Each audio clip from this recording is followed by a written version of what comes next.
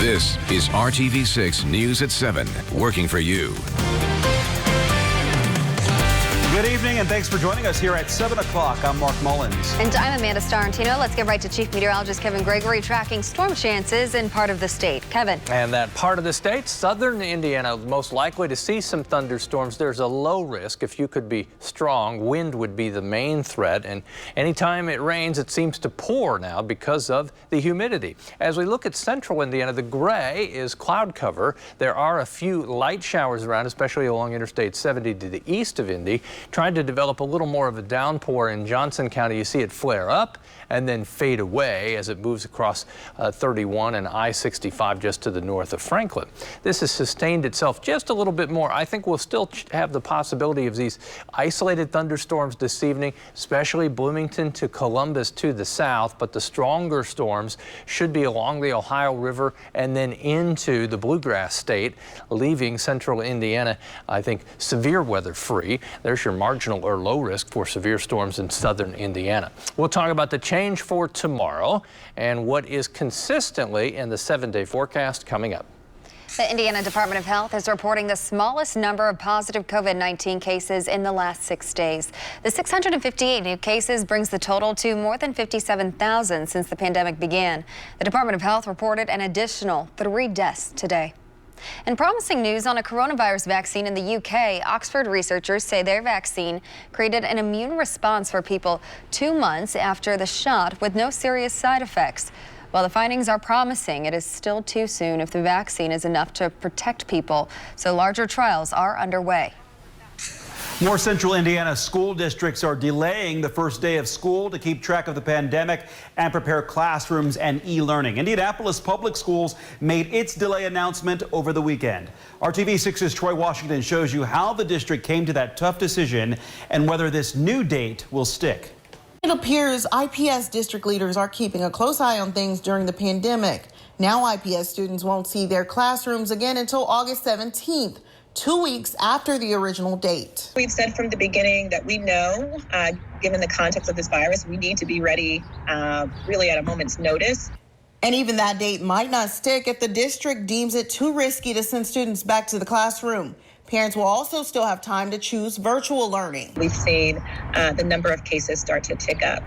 And so in response to that data, both at the state and local level, I believe it was prudent upon us to make a recommendation that we pause for 2 weeks, really in an effort to make sure that we are doing all we can as a community to mitigate the spread of COVID-19 and ensure that we are turning that line that is on an increasing trajectory down to a decreasing trajectory. That's about 25% of students who have already said they won't return back to the classroom even in late August with social distancing and all the new restrictions in place. Our window for remote learning before today's announcement yesterday was the last day for families to let us know. We're going to extend that now that we have extended the school day. We had about 8,500 families who are opting for the virtual learning as of this morning. Alicia Johnson and her team tell us they are just ready to pivot and move with whatever the pandemic brings. That includes being prepared for an outbreak. Know that flexibility and responsiveness have to be, our key priorities, particularly as it relates to safety. Working for you, Troy Washington, RTV6. And right now at the IndyChannel.com, our website, you can find a list of the reopening plans and delays that have been announced for central Indiana school districts. And we're adding new information as it's released. A Franklin Township mother says the decision whether to send her child back to school in person has been especially tough since the district will not allow students who do e-learning to participate in extracurricular activities. RTV6's Megan Santorum spoke with the mom who wants that policy changed. The school year at Franklin Central has yet to begin, but outside this building, the football team is hard at work.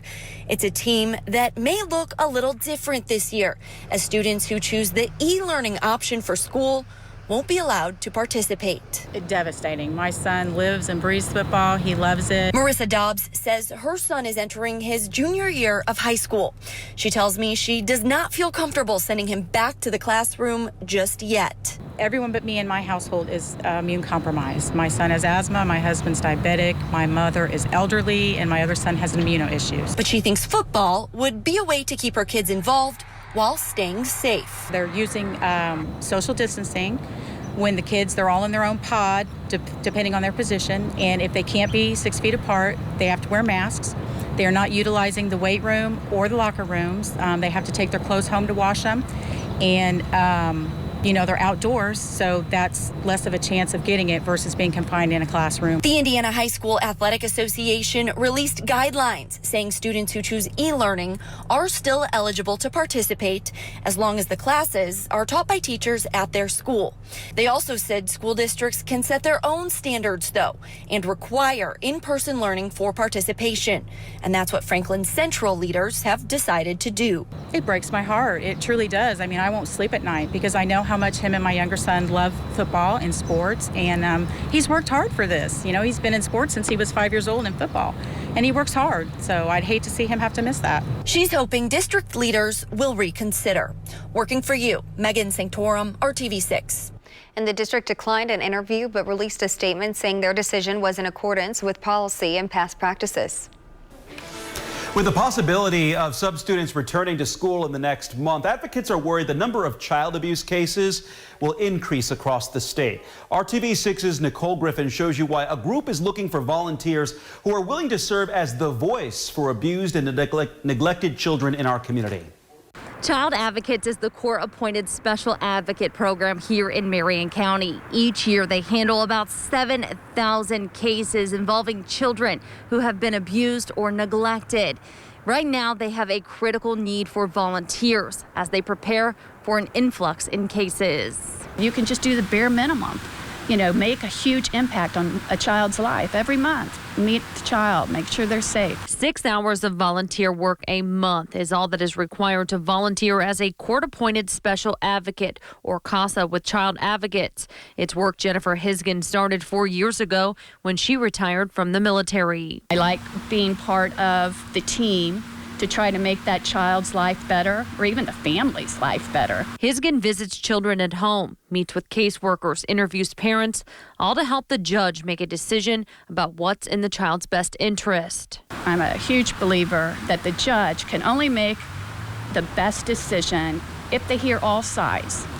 And if it wasn't for Child Advocates, she would not hear that side of a child. We want to make sure that they're actually telling the children's story, and that the child feels that they have someone they can talk to, that their opinion matters, what they think matters, their emotions matter. According to the Department of Child Services in Indiana, in May of 2020, there were more than 14,000 calls to the child abuse hotline. That's compared to more than 22,000 in May of 2019 and is the largest year-to-year decrease. With children returning to school soon, those numbers are expected to increase, which is why CASA volunteers are needed. This is just one way that I can give back. And hopefully I'm helping. Working for you, Nicole Griffin, RTV6.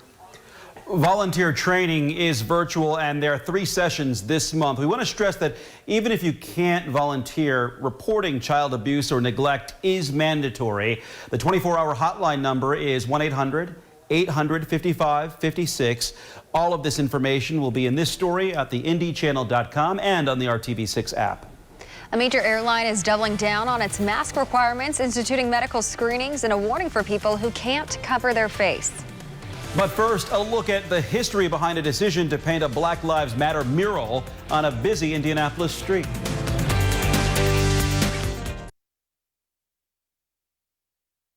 This is RTV6 News at 7, working for you. Indianapolis will soon join the growing list of cities with major streets that carry the words Black Lives Matter. It's a sign of solidarity we've seen across the country since the death of George Floyd. The future mural of Indiana Avenue is something local advocates have been working on for a while. RTV6's Cameron Riddle shows you what happens after the paint has dried. Indiana Avenue will soon look a little different when the words Black Lives Matter are painted on this historic stretch of road, a once prominent area for Black-owned businesses in the early days of Indianapolis. Indiana Avenue historically was a Black area where Black people gathered that had bars and clubs and businesses that were dedicated to Black people. Somewhere near the Madam Walker Legacy Center and the headquarters for the Indianapolis Urban League will be a mural with the words Black Lives Matter, along with the faces of people killed by police in Indianapolis.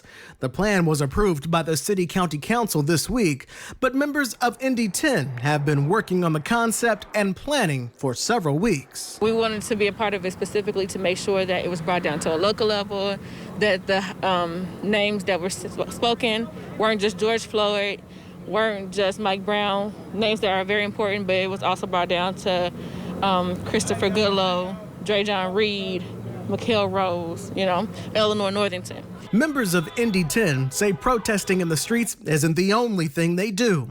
Their goal is to show why Black Lives Matter and why there is a need for systemic change. You'll see them do that as they work to elevate Black artists and performers from Indy, creating a paid opportunity for Black artists to paint the mural and Black performers who will be on stage at the block party for the mural's unveiling. And so this really is a way for us to center Black joy and to make sure that we are sustaining our community as we're seeking to do it. While the mural could be considered a step toward progress, members of Indy 10 Black Lives Matter say there is still plenty of work ahead. Because we are getting a mural painted in the street does not mean that we stop fighting for justice. That we still have demands, we still need systemic change, we still need for the police to be defunded, and we still need the autopsy report for Dre John Reed to be released, and we need for the officers to be brought to justice. In Indianapolis, Cameron Riddle, RTV6. Just within the last half hour, look at this. Thunderstorm developed just to the east, northeast of Bedford. Some heavy downpours also near Lake Monroe. We'll go on a radar tour talking about the setup for the rest of the week as well coming up.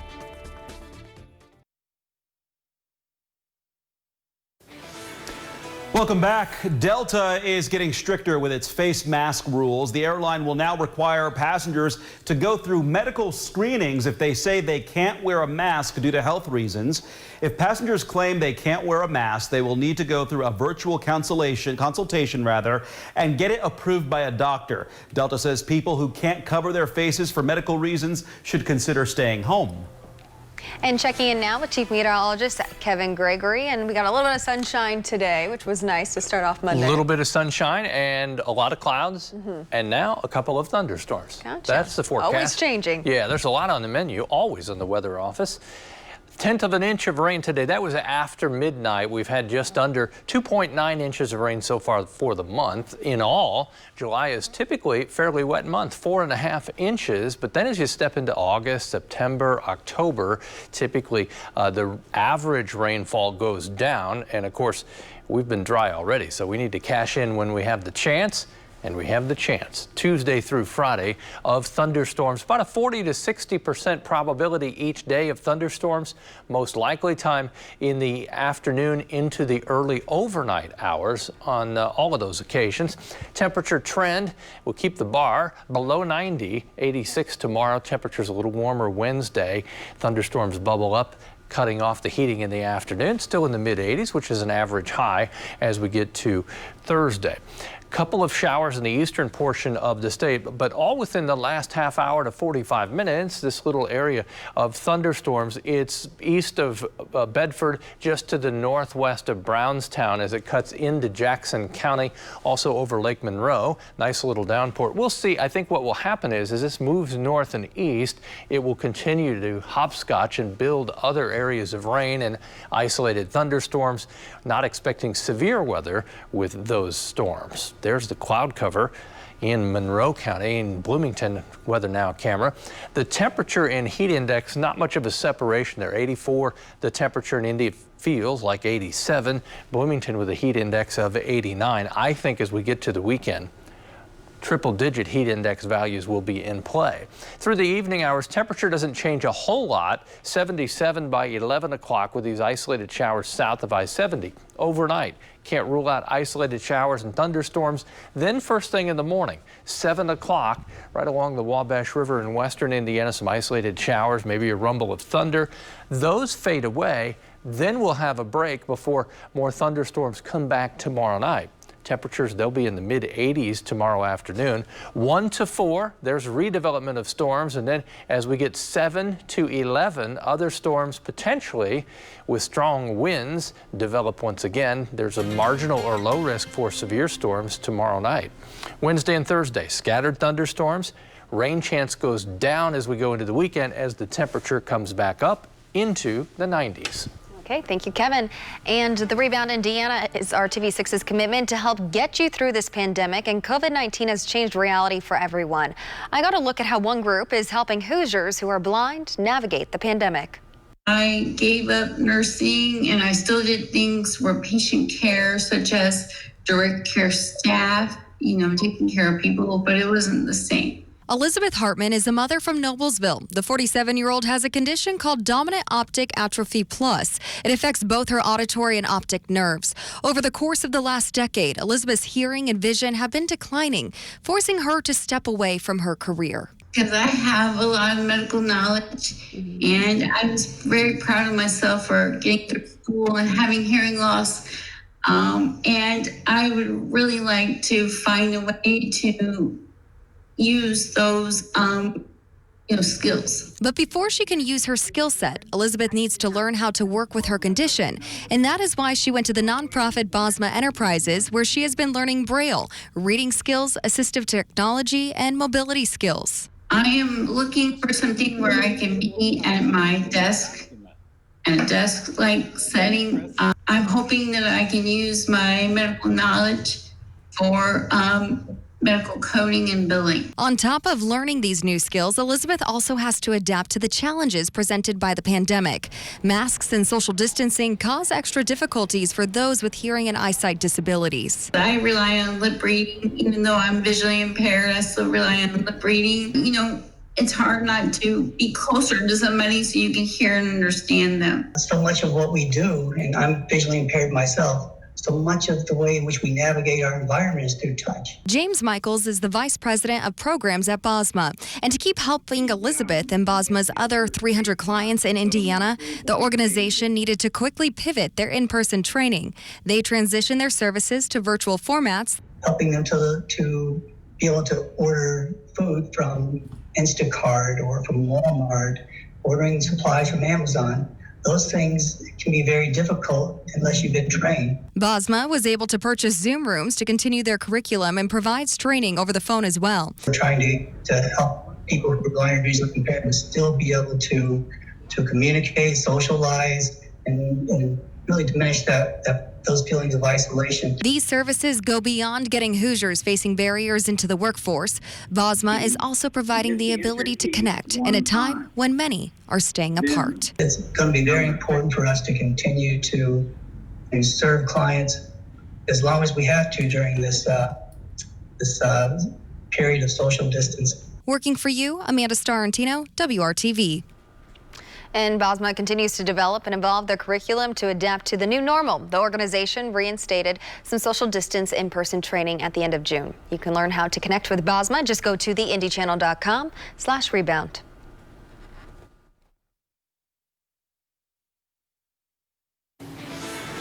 Today is the anniversary of a major milestone for mankind. The moon landing was 51 years ago today. On July 20th, 1969, at 10:56 p.m., Neil Armstrong took his first steps on the moon.